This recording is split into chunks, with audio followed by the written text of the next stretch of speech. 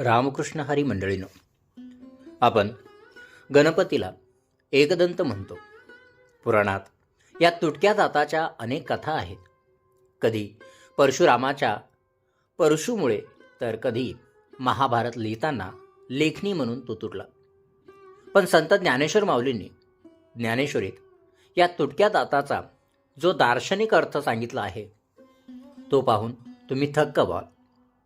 आज आपण पाहणार आहोत ओवी क्रमांक 12, जिथे माऊलींनी एका मोठ्या गैरसमजाचे निवारण केले आहे. माऊली लिहितात, एके हाती दंतू, जो स्वभावता खंडितू, तो बौद्धमत संकेतू वार्तिकांचा. आता ही ओवी वाचल्यावर अनेकांना प्रश्न पडतो, अरे गणपतीच्या हातात बौद्धमत? काही अनुवादक याचा अर्थ असा लावतात की हा दात म्हणजे बौद्ध धर्म आहे. पण थांबा, इथेच तर खरी गफलत होते.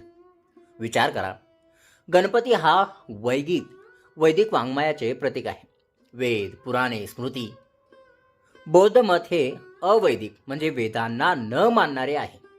मग माऊली एका वैदिक देवतेच्या शरीरावर अवैदिक मताला स्थान का देतील? शिवाय गणपतीचे 6 हात म्हणजे 6 वैदिक शास्त्रे, षडदर्शने आहेत. जर आपण इथे बौद्ध मत घेतले तर एका मुख्य वैदिक शास्त्राला पूर्वमीमांसेला जागाच उरणार नाही. तर मग या ओवीचा खरा अर्थ काय? तर येथे बौद्ध मत संकेतू याचा अर्थ बौद्ध मत स्वीकारणे असा नसून बौद्ध मताचे खंडन करणे असा आहे. हे 6वे दर्शन आहे पूर्वमीमांसा. कुमारील भट्ट नावाचे एक महान मीमांसक आचार्य होऊन गेले.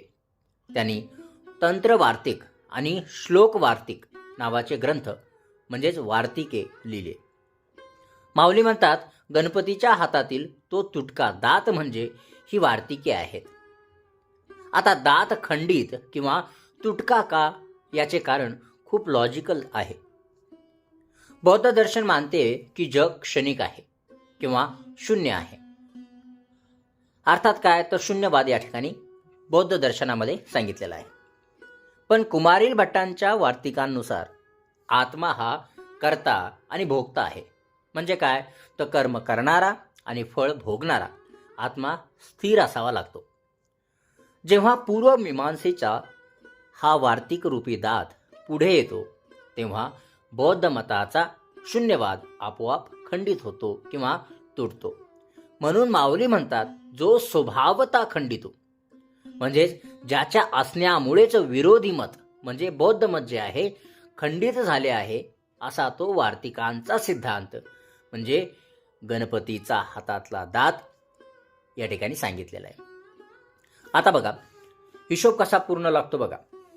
तर्क म्हणजे न्यायदर्शन, परशु. नीती म्हणजे वैशेषिक दर्शन जे आहे अंकुश. वेदांत म्हणजे उत्तरमीमांसा जी काय आहे मोदक. आणि आता पूर्वमीमांसा म्हणजेच वार्तिके म्हणजेच इक्वल टू तुटका दात. ठीक आहे. तर अशा प्रकारे माऊलींनी 6ही वैदिक शास्त्रांना गणपतीच्या रूपात किती सुंदर बसवले आहे बघा. तर मंडळींनो, ज्ञानेश्वरीत शब्दांचे अर्थ किती खोल असतात हे आता आपण पाहिलेत. वरकरणी बौद्ध शब्द दिसला तरी त्याचा संबंध खंडन करण्याशी आहे, मंडन करण्याशी नाही. गणपतीचा तुटका दात हे वैदिक धर्माच्या विजयाचे आणि चुकीच्या मतांच्या खंडनाचे प्रतीक आहे.